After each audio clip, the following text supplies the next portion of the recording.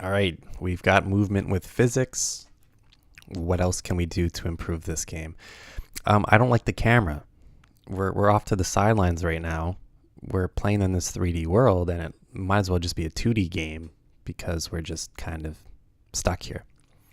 So I don't know about you, but most 3D games kind of have a camera that kind of follows and lives and breathes in this 3D world. It doesn't just hang off to the sides. So what can we do there?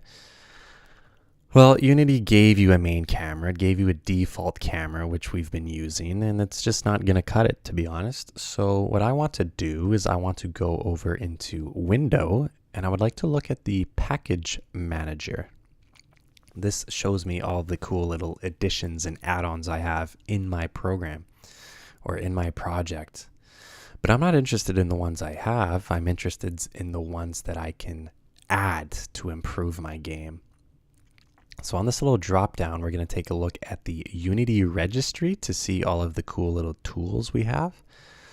And if you go up into the search bar, you can type in Cinemachine.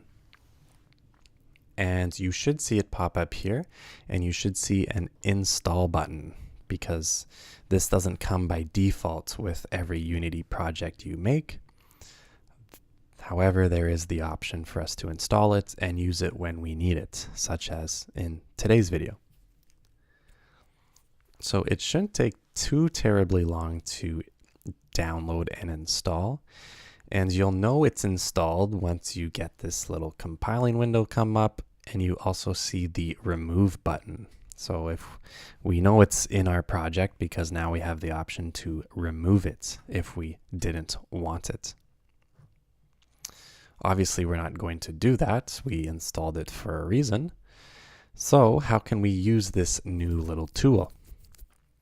Well, over here where all of your game objects are, if you right click, and you should see a Cinemachine tab. And really with Cinemachine, our main interest is always going to be the virtual camera right at the bottom. Now, virtual camera works kind of like the main camera, except it kind of lets us do a few new cool things.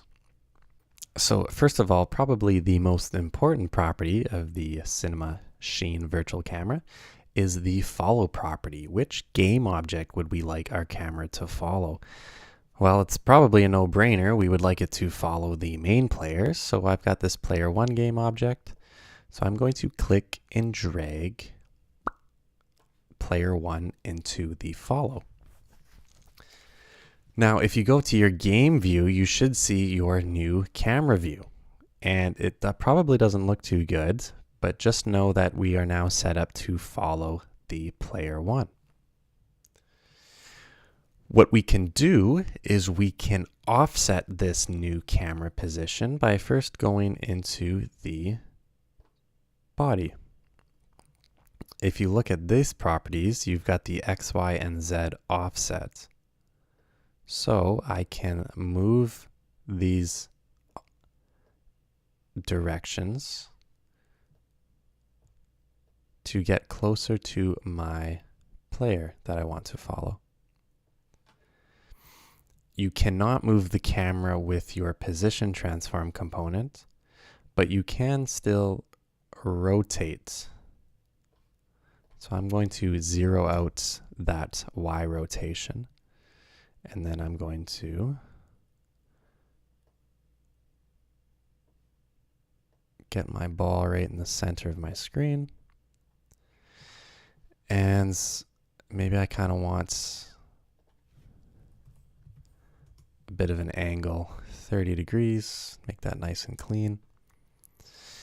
And just like that, we have really enhanced our game such that our camera is a little bit closer in the action, and we are now following our player. All right.